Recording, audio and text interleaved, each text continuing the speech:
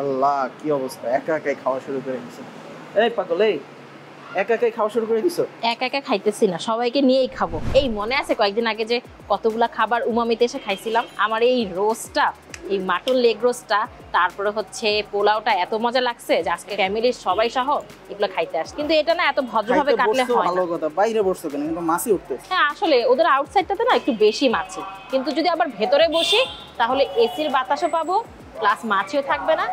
শুধুমাত্র মনে করেন যে আপনাদেরকে দেখানোর জন্য এবং লাইটিং এর জন্য বাহিরে বসা। এইখানে 3300 টাকা খাবারের মধ্যে কি কি আছে জানেন? এই এত বড় মাটন লেগ রোস্ট আছে, সাথে আছে হচ্ছে ডিমের কোরমা, সাথে আছে হচ্ছে এরকম মজার পোলাও, এরকম মাখানো ইয়াম্মি একটা সালাদ, সেই সাথে হচ্ছে আচার। আর এই রুই মাছের ফ্রাইটা দেখতে যেমন সুন্দর না, খেতেও ঠিক তার চেয়েও বেশি সুন্দর। এইটা ফ্রাইটা এত মজা হয় জানেন, একদম পুরো চিকেন ফ্রাইয়ের মতন একদম ক্রিস্পি হয়।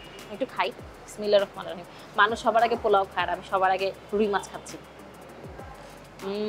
বিশ্বাস করেন, এই রুই মাছটা খেয়ে আমার কাছে মনে হচ্ছে যে মাছকে এমন ভাবে প্রসেস করছে ওরা যে মনে হচ্ছে যে সিপির ওই ফ্রাইড চিকেনটার মতো।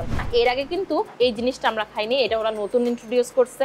এইটা হচ্ছে সুইট অ্যান্ড সাওয়ার প্রন। আসলে এটা দেখতে না এমন হয়েছে, এত লোভনীয় হয়েছে কি বলবো আর।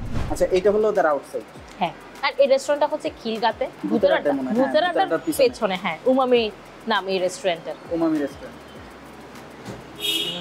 আমি নিচে হচ্ছে পোলাও, খাসির লেগ রোস্ট। এই খাসির লেগ রোস্টটা ট্রাস্ট মি এত মজার, আপনি একবার খেলে আবার এসে খেতে বাধ্য হবেন। আমি বলি এটা কত মজার। এই যে এটা তুমি খাচ্ছো আর আমি ভিডিও করতেছি, এটা হলো আমার জীবনের সর্বোচ্চ কষ্ট করা ভিডিও।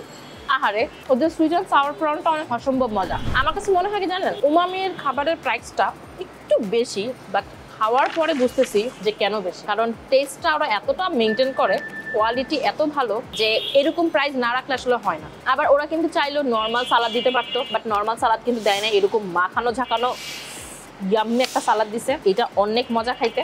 মানে ওভারঅল 4-5 জন মিলে যদি আপনারা কেউ আসেন, তাহলে ইজিলি এই 3300 টাকার খাসির লেগ রোস্ট উইথ পোলাওটা ট্রাই করবেন।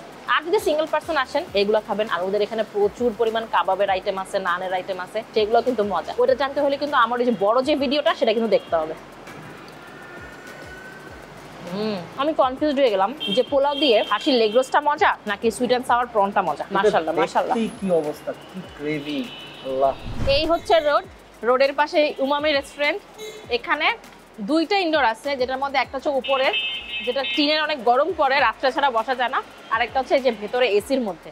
আর এইটা হচ্ছে একেবারে মনে হবে যে আপনি বাসার মধ্যে কোনো একটা উঠানে বসে খাওয়া দাওয়া করতেছেন। একটু ঠান্ডা পড়লে বা রাতের দিকে একটু আরাম লাগে, বাট দিন দুপুরবেলা খুবই গরম লাগে, তখন আপনারা ভেতরে যেয়ে বসবেন। আমার ওদের এনভায়রনমেন্টটা খুব ভালো লাগছে। আবার সেই সাথে এখানে অনেক সুন্দর সুন্দর ছবিও তোলা যায়।